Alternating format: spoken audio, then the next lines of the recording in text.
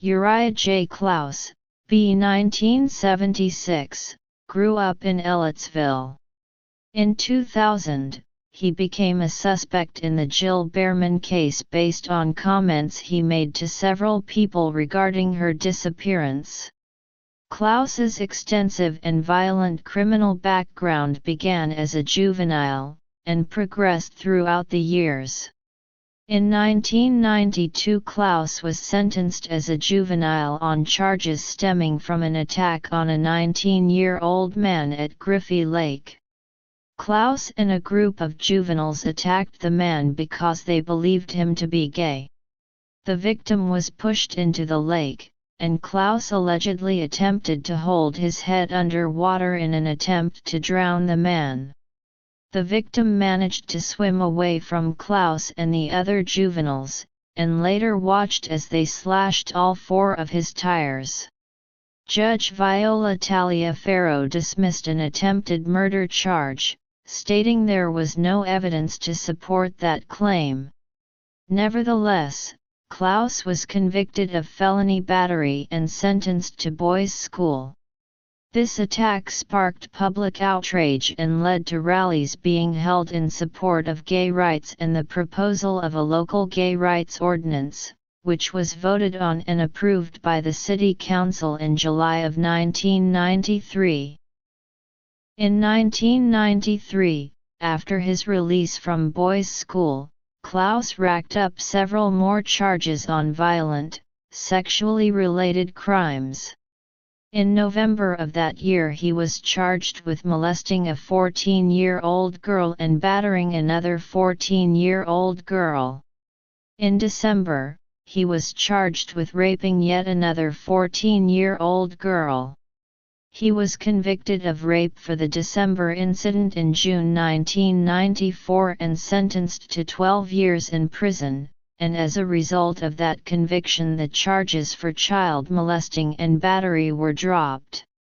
However, the rape conviction was overturned by the Indiana Court of Appeals in June 1995. Appellate Judge John Baker of Monroe County based that decision on the rationale that the young victim did not adequately protest the attack. He cited that the victim testified that she told Klaus she did not wish to have a relationship with him, but did not tell him she did not want to have sex with him, and that could have been interpreted as meaning she merely objected to a lasting relationship. Klaus was freed in January 1996. In May 1996, Klaus was arrested and charged with felony battery, felony intimidation, and resisting law enforcement after attacking a 42-year-old woman outside a bar. He was accused of throwing her to the ground and kicking her in the head. He pleaded guilty to felony intimidation and the charges of battery and resisting law enforcement were dropped. He was sentenced to 18 months in prison and all but 30 days were suspended and to be served on house arrest. In January 1997 though, his suspended sentence was revoked and he was ordered to spend 8 months in prison. In April 1999, Klaus was arrested yet again outside a downtown bar for beating and kicking a woman identified as his girlfriend. He was charged with felony battery, battery on a police officer resulting in bodily injury and attempted battery by bodily waste. During this arrest, Klaus threatened to kill the police officer and rape and kill his grandmother, mother, wife, and children. He was sentenced to 18 months in prison, and served 1 day in prison with 1 year to be spent on probation. However, in June of that year there was a petition to revoke his suspended sentence and he was ordered to spend the remainder in prison. The Jill Behrman investigation. Shortly after Klaus's release from prison, local resident and Indiana University student Jill Behrman disappeared while riding her bicycle before work in the morning hours of May 31, 2000. Klaus was identified in June 2000 as a possible suspect among investigators based on witnesses who came forward with information that Klaus had told them of his involvement. Investigators continued to investigate Klaus for the next 2 years for the crime. He wouldn't be officially named as a suspect until March 2002. When Wendy K. Owings confessed to FBI agent Gary Dunn that she, Klaus and Alicia T. Evans accidentally struck BEHRMAN while she was riding her bike, stabbed her, and placed her body in Salt Creek. Immediately after Klaus was named as a suspect in that case, another woman came forward with information that Klaus attempted to abduct her at an Ellettsville gas station on June 13, 2000, 2 weeks after BEHRMAN's disappearance. The attempted abduction charges were later dropped in what then Monroe County prosecutor Carl Salzman called a strategic move. After being named a suspect in the BEHRMAN case, Klaus was charged with another rape stemming from a May 2001 incident.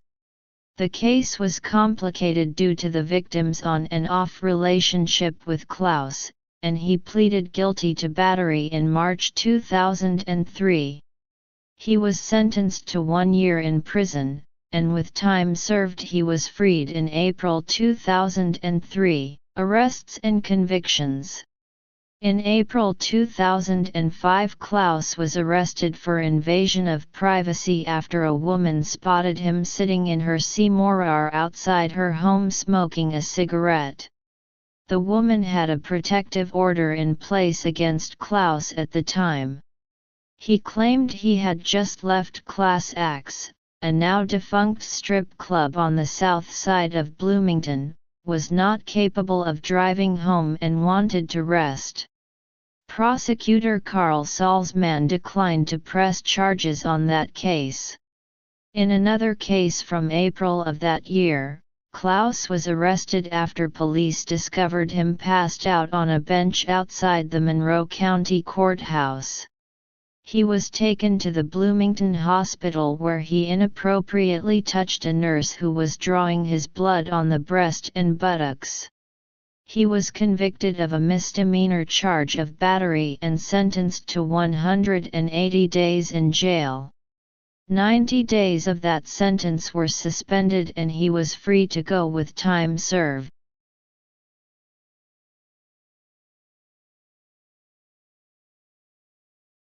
2006. March 13, 2006, a Morgan County grand jury begins an investigation into BEHRMAN's disappearance and death. April 9, 2006, police arrest John Robert Myers, 30, of Monroe County. He was indicted on a charge of murder by a grand jury. July 2006, trial of John Myers postponed. October 2006, jury selection begins in the Myers trial. October 2006, Myers was convicted of murdering Jill BEHRMAN. He is serving a 65-year sentence. The verdict. In 2006, Myers was convicted of murder in connection with her death and sentenced to 65 years. Courtesy of the Monroe County Sheriff's Office, a ruling by the U.S. Court of Appeals for the 7th Circuit today upheld the conviction of John Myers in the death of Bloomington resident and IU student Jill BEHRMAN. Missing after she had failed to return home from her daily bike ride. A few days later, her helmet was found on a Bloomington road, but yet questions were still left unanswered. As far as the investigators go, the community did just a wonderful job, especially the culminating event, which is out at the search at Salt Creek. I think that should be noted because you had people who, all walks of life, all professions, whether it be firemen, paramedics, search and rescue, contractors, Red Cross, police departments from across the county, fire departments, not only Bloomington Fire Department as well as Ellisville Fire Department as well as volunteer firemen. It's been kind of amazing to me how many different people have been involved in the investigation, all the different law enforcement people, whether it's the FBI or the Bloomington Police or Sheriff's Department, conservation officers, and lots of volunteers too, whether it was searching or diving or whatever needed to be done. The people suspected, had they been held to a higher standard, held to a longer sentence for the previous convictions, then they would have been in jail and this would have never happened. 2008. Myers' attorney filed an appeal to release Myers. 2008. May 2008, Indiana Court of Appeals panel upheld the conviction of murdered IU student Jill BEHRMAN. The Indiana Supreme Court is refusing to hear the latest appeal from John Myers II, who is the man convicted of killing BEHRMAN 15 years ago. Myers had asked that his sentence be reduced or he be given a new trial. BEHRMAN disappeared in 2000, but it wasn't until 3 years later that someone found her skeletal remains in a field roughly 15 miles from Bloomington. 2019. September 30, 2019, a U.S. District Court judge in Indianapolis vacated the murder conviction against Myers. The decision meant he could be released from custody unless the state decides to retry him within 120 days.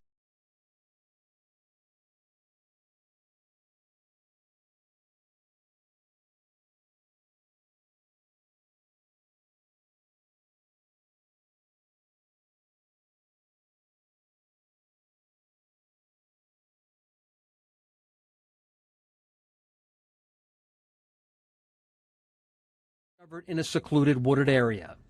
A lot of briars, undergrowth, larger trees, smaller trees. Myers was a suspect from the start. Another 3 years and a grand jury indictment later, a Morgan County jury convicted him of BEHRMAN's murder. He was sentenced to 65 years in prison. A relief to parents Eric and Marilyn BEHRMAN. She didn't do anything wrong. I'm sure she's looking down saying, yay, this is it. I've been waiting a long time because I think she wanted to put our minds at rest. 13 years after the conviction, Marilyn BEHRMAN says she is disappointed with the court's decision. I am not sure I'm ready to say anything, she said. Myers was scheduled to be released from prison in 2037. The state could appeal this ruling to the Federal Circuit Court of Appeals in Chicago. The Morgan County prosecutor could retry Myers. Witnesses, though, in their memories are 13 years older. The lead detective is retired, and the BEHRMAN family, that's a situation they have to work out with the prosecutor. Well, this has been 19 years ever since they lost their daughter. She would be 38 years old now. What do they want? They don't know at this point. They got the news today. They're trying to sort that out. The Morgan County prosecutor, though, told me there's some serious soul searching that has to be done. Absolutely. Okay, we'll stay on top of it. Thank you, Rich. 2020. The Seventh Court of Appeals overruled the saying that Myers' original counsel was questionable. The evidence presented was strong enough for conviction. John Myers, the man who was convicted in 2006 of killing BEHRMAN, is expected to be released from prison soon pending an appeal in his murder trial. Myers was sentenced to 65 years behind bars. 2021. The U.S. Supreme Court has declined to hear the case of a man convicted in the 2000 killing of an Indiana University student. The man accused of killing Indiana University student Jill BEHRMAN wants the U.S. Supreme Court now to review his case, but this morning the Supreme Court has denied that request. John Myers was convicted of killing the 19-year-old back in 2006. His lawyers asked the Supreme Court to review his case after a district court judge ruled Myers had ineffective legal counsel when he was convicted. Myers will remain in prison now until at least 2037. An attorney for John Myers, the Ellettsville man convicted in the murder of Indiana University co-ed Jill BEHRMAN, was back in federal court arguing for a new trial. Lindsay Lusk told U.S. District Judge James Sweeney that investigators failed to turn over 8,000 pages of FBI and Bloomington Police Department documents related to the disappearance of the 19-year-old woman on a bicycle ride on May 31 of 2000 and the subsequent investigation into her murder.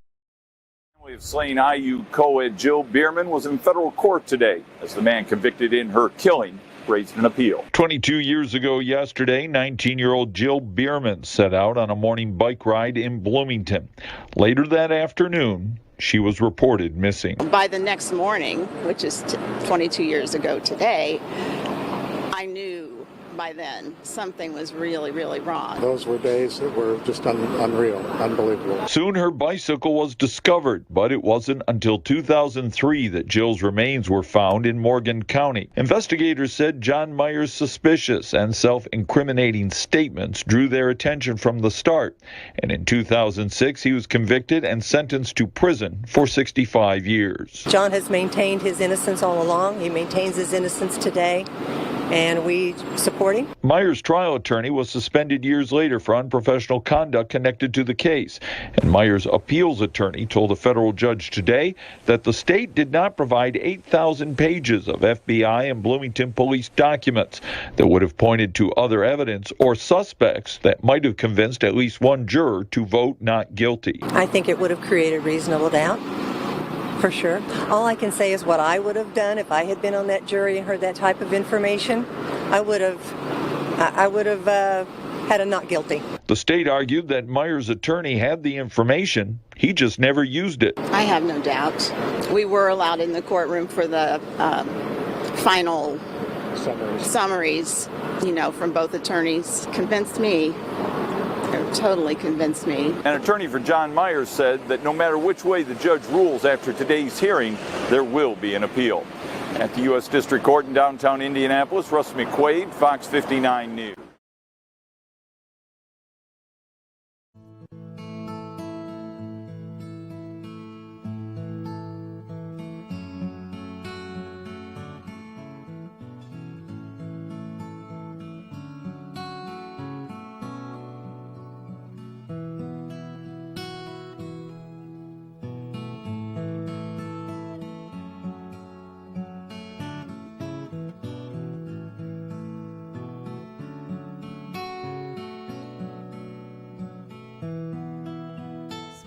And a really contagious laugh. She had a special gift.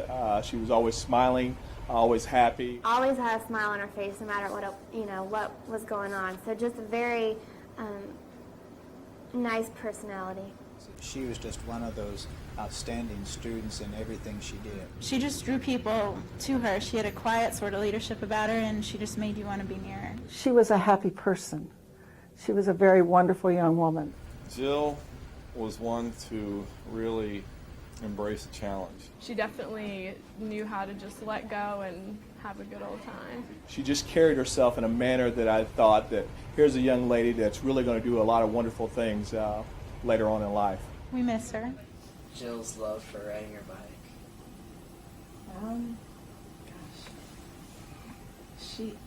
She felt like she was flying. She liked it because she felt like she was flying.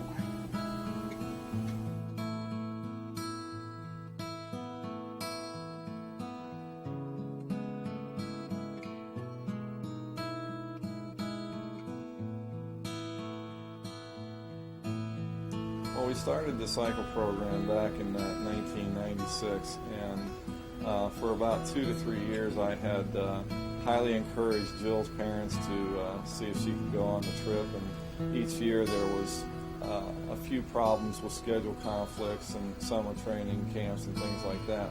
In 1999, she finally had the opportunity to go, so she went out and bought a brand new Cannondale black and white bike, and she was set to go, trained every day on our training trips, and then she basically took off. Jill's house is going to be built in order to provide housing and support for patients who are coming to Indiana University Proton Treatment Center. They will be here for 2 to 8 weeks, most of them 6 to 8 weeks for their treatment, and they need a place to stay. There's just no place in Bloomington that can accommodate people like this, and many of these will be small children under the age of 4, and it's very difficult to have a child away from home and take care of them. They need a place where they can play, where you can provide food for them, laundry facilities, a place of comfort. I think in the end, probably Jill's house and all the opportunities that will come from that as far as providing a place for people to stay while they're receiving cancer treatments, but also the fact that lots of people will find ways to help volunteer and help those people and those families. We got $10 million from the state of Indiana. The rest of it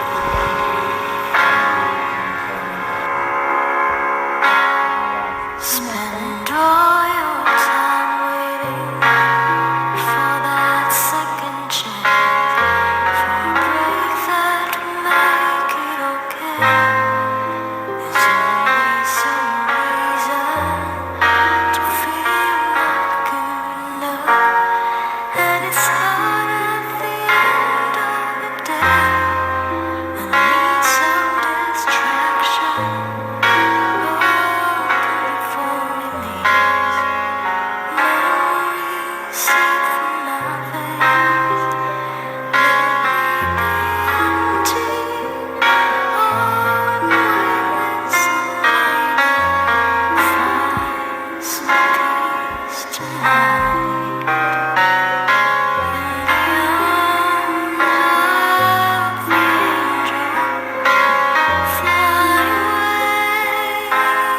From here